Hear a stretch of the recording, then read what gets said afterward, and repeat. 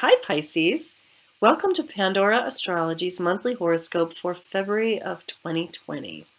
Planets have been moving along and finally leaving that large group in Capricorn in your 11th house that we've been talking about, and moving through and into your 12th house and getting ready to move into your first house. And some of what that means is that birthday time is coming. It's good to be ready for that. And a special feature of this month is that we have two planets that are going to be in retrograde. One of them is Mercury. You may know about that, and I'll say more about it later on in this horoscope. But before I do, the other one is Juno Retrograde, which is an asteroid that has to do with marriage and long-term relationship. And Julia has some thoughts about this for you, particularly Pisces. Hey, Julia, what do you think about Juno for Pisces this month? Great question. Well, first I'll introduce Juno in a little bit more depth. Juno shows us what our long-term partnership needs are. And there's a subtle contrast with Juno and the planet Venus, which is also the planet everyone thinks of when they think relationship. But Venus shows us more what we need to fall in love and how we express our affection, where Juno shows us what do we need to sustain the relationship for many years to come. So that's a little bit about their difference. And Juno is going retrograde this month, the same month as Valentine's Day, so love is definitely on everyone's minds. And any planet that goes retrograde is asking us to review whatever themes the planet represents. So again, that's going to be long-term partnership. Now, I'll start with Venus first because she's entering your second house of income and values on February 7th. So this is a really great transit for buying any luxury or beauty items because it's also the house of your personal possessions. So go out there and enjoy that trip to Sephora. Now, Juno is going retrograde in your 8th house of other people's money on February 8th. So this could be a time of reviewing whether your shared money with your partner is supporting you effectively. Is there a good balance between the resources you offer in the relationship and what your partner offers to you? Now, both of these planets are going to oppose each other on February 25th, so there could be some tension over money in your relationship. Does your partner support your ability to make your own income? And is there a sense of equality with how you guys share money together? And if you do feel like there's an imbalance, then this could be the time to address it. Now, the last planet I want to talk about is Mars, the planet of action and activity. And Mars begins this month in your 10th house of career. Now, you could be extra driven and industrious at work, and Mars does pretty well in this house. However, Mars usually prefers to work alone, so you might not be the best team player at work during this transit. Mars then enters your 11th house of friends on February 16th, so you may be feeling a little extra competitive with your friends at that time.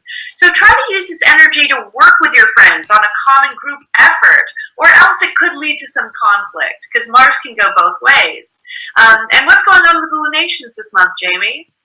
Well, there's going to be a full moon in Leo right here, with the sun in Aquarius in the 12th house here, and the moon opposite to it in the 6th house. And this is going to be pretty connected to, and I think really highlight the themes of that Juno retrograde that you were talking about, Julia.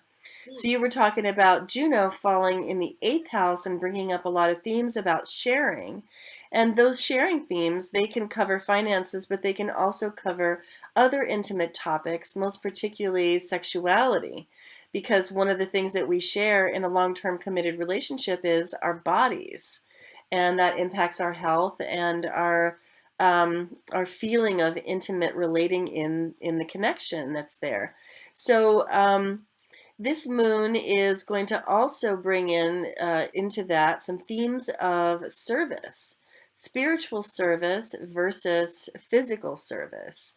In other words, part of that retrospection that you may be doing about relationships regarding shared resources, regarding emotional and sexual intimacy, might range into areas to do with, well, what do I give you? What do you give me?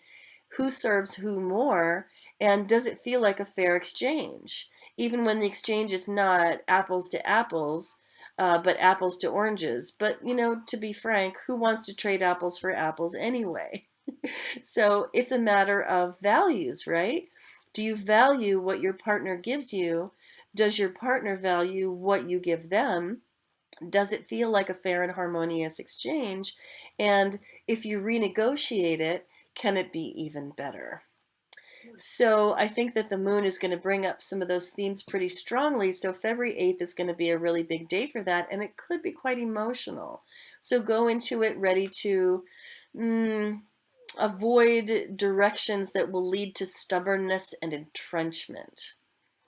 And that's right around the 8th. So really for the 3-day period surrounding the 8th, some of those conversations may really come up. Now, Mercury enters Pisces early this month on the 3rd, and here it is already in Pisces as of the 8th. And Mercury is pretty uncomfortable in Pisces. So if you really want a challenge, you could have Mercury in Pisces and also retrograde right there in your first house of self and personality projection, which is where it is, especially if you're a Pisces riser. So Mercury retrograde periods bring us a time when we need to clean up old communications, and we can also clean up old projects and get them more current and get them sort of unsnarled, untangled. Now, when Mercury appears in your first house like this, there are bound to be some themes around your voice. Are you speaking clearly? Are you bringing the full force of intuition to your words? Or is your communication murky, muddy, and only adding confusion to the conversation? So there's a lot of a theme about getting clarity of voice, figuring out what you want and what you want to say, and saying it so that it really lands for the other person. And that's really the challenge of this Mercury retrograde for you in particular, Pisces. Now, this Mercury retrograde is going to plug into the new moon in a way that's quite similar to how Juno retrograde connects with the full moon this month. And here's that moon cycling around and arriving there in your first house with the sun. And that's what a new moon is, sun and moon together. And that's happening on the 23rd, and Mercury is right there. So when a lunation, a full or new moon, connects with a retrograde period of a different planet, then that retrospection is going to be filled with quite a bit of emotion. This being Mercury's retrograde period, um, the very best thing to do with a Mercury retrograde is to communicate as clearly as you can.